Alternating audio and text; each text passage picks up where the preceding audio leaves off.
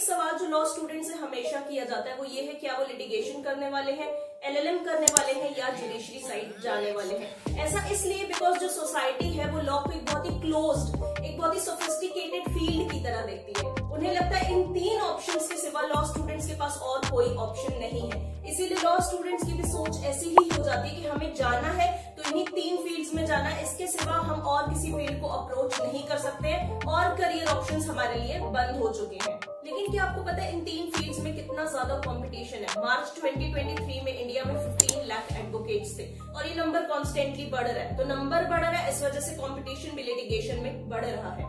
अगर आप मेरी ही तरह किसी टियर 3 कॉलेज से आते हैं तो लिटिगेशन में अपनी पोजीशन हासिल करना बहुत ज्यादा डिफिकल्ट है, क्योंकि वहां पर बहुत ज्यादा कम पे किया जाता है जूनियर लॉयर्स को। और अगर आपने बहुत ज्यादा मेहनत करके क्लैट पीजी क्लियर कर लिया और अपनी सीट सिक्योर कर ली एनएलयू में, तो पहले आप अपने कॉलेज के प्रोफेसर्स को देखिए कि वो आपको किस लेवल का पढ़ाते हैं। जितने भी मैक्सिमम प्रोफेसर्स हैं वो सिर्फ सैलरी के लिए आपको पढ़ाते हैं। ऐसे 2-3% ही टीचर्स हैं जिनकी प्लेसमेंट एनएलयू में होती है और जो सच में बहुत ज्यादा अच्छा पढ़ाते हैं। अब रही बात जुडिशरी की, जिसकी वैकेंसी ही बहुत ज्यादा लेट निकलती है, तो इसका सॉल्यूशन क्या है? Hi friends, welcome to law में time Muskan Mandhiya new legal guide. So guys, आज के वीडियो में डिस्कस करने वाले हैं 10 करियर ऑप्शंस जो लॉ स्टूडेंट परस्यू कर सकते हैं, बट इनके बारे में उन्हें सही से पता नहीं रहता है। So I request you guys please मुझे ध्यान से सुनते रहिए। पहला करियर ऑप्शन है एडमिनिस्ट्रेटिव ऑफिसर्स का। जो बैंक्स और इंश्योरेंस कंपनीज रहती है उनके अपने अपने लीगल डिपार्टमेंट्स रहते हैं जिनमें वो पोस्ट करवाती है एडमिनिस्ट्रेटिव ऑफिसर्स को। इनके लिए वो रिटन एग्जामिनेशन कंडक्ट कराती हैं और इंटरव्यू के बेसिस पर उन्हें सिलेक्ट करवाया जाता है। इनकी एवरेज एनुअल सैलरी रहती है 3.6 लाख। सेकेंड करियर ऑप्शन है इन्वेस्टिगेशन एजेंसीज का। इन्वेस्टिगेशन एजेंसीज जैसे कि ईडी, सीबीआई, इनमें भी लॉयर्स की भर्ती होती है। एक रिगरस प्रोसेस के साथ आपको गुजरना होता है, उसके बाद ही आपका सिलेक्शन होगा। एवरेज सैलरी रहती है 37,000 से लेकर 67,000 तक, प्लस ग्रेड पे भी मिलता है जो कि 9,000 का होता है। थर्ड करियर ऑप्शन है लिटिगेशन सपोर्ट प्रोफेशनल्स का। ये बेसिकली अटॉर्नीज के डेटाबेसेस को मैनेज करते हैं और टेक्नोलॉजिकली उनकी हेल्प करते हैं ग्रो करने में। अगर अभी भी आप एक तरीके से लिटिगेशन के साइड झुके हुए हो, then this is the best career option for you, because इनकी एवरेज एनुअल सैलरी रहती है 14 लाख रुपीज। अगर आप बोलने में बहुत ज्यादा अच्छे हो, लिखने में बहुत ज्यादा अच्छे हो, न्यूज को फॉलो करना पसंद है, इवन आपको न्यूज लिखना भी पसंद है, कवर करना पसंद है न्यूज को, तो या तो आप अपना लीगल ब्लॉग स्टार्ट कर सकते हो या आप किसी ब्लॉग के लिए वर्क कर सकते हो, किसी मीडिया हाउस के लिए वर्क कर सकते हो जो लीगल न्यूज प्रोवाइड करते हैं। इनका एवरेज एनुअल पैकेज रहता है 4 to 5 lakh rupees, but sky is the limit. आप हमेशा स्केल कर सकते हो और खुद का कुछ स्टार्ट कर सकते हो। अगर आप भी मेरी तरह सीआईडी के फैन थे तो आपको पक्का पता होगा कि वो लोग एविडेंस गैदर करते थे और हमारा भी बहुत ज्यादा मन करता था यार कैसे गैदर कर रहे हैं एविडेंस, बाल उठाना, ये सब करना, राइट? तो अगर आपको एविडेंस गैदर करना पसंद है, डॉक्यूमेंट्स बनाना पसंद है, अलग अलग लॉ की फील्ड से एक्सपीरियंस लेना पसंद है, then legal analyst is the best position for you. इनकी एवरेज एनुअल सैलरी रहती है 4 लाख रुपीज। आपने कभी सोचा आप अपने घर से ही बैठ के यूएस के क्लाइंट्स के लिए काम कर रहे हो, उनके लिए कॉन्ट्रैक्ट ड्राफ्टिंग कर रहे हो, लीगल रिसर्चिंग कर रहे हो? जी हाँ, मैं बात कर रही हूँ लीगल फ्रीलांसिंग की। लीगल फ्रीलांसिंग को आज भी लोग एक तरीके से पार्ट टाइम जॉब की तरह देखते हैं, हॉबी की तरह देखते हैं, बट अगर इसे सीरियसली किया जाए then this is the best career option for any law student. Legal freelancing में आप कितना भी कमा सकते हो, स्काई इज द लिमिट।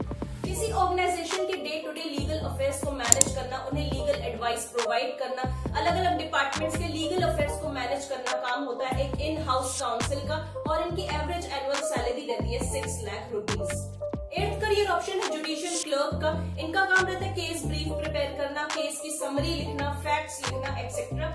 इनकी मंथली सैलरी रहती है 20,000 rupees.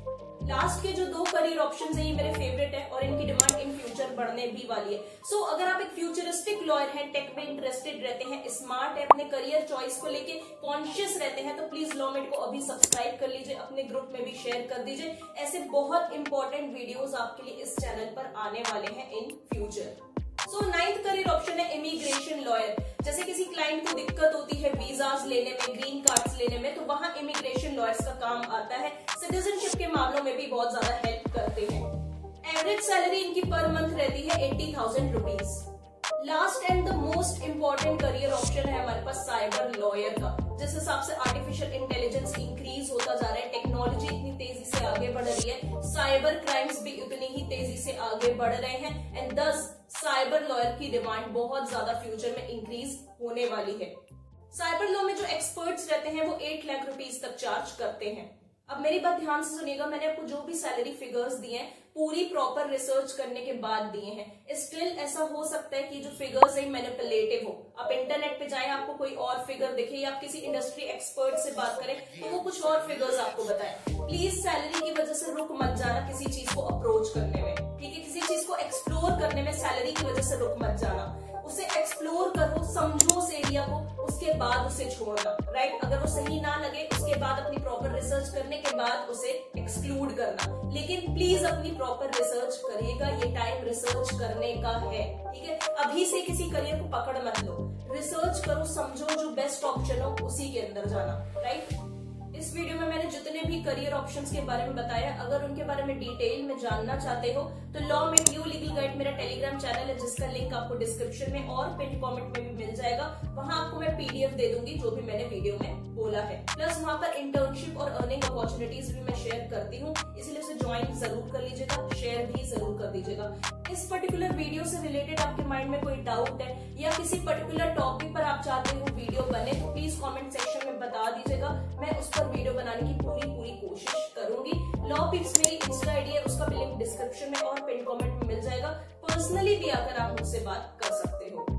So thank you so much watching this video friends, and we'll meet soon in the next video.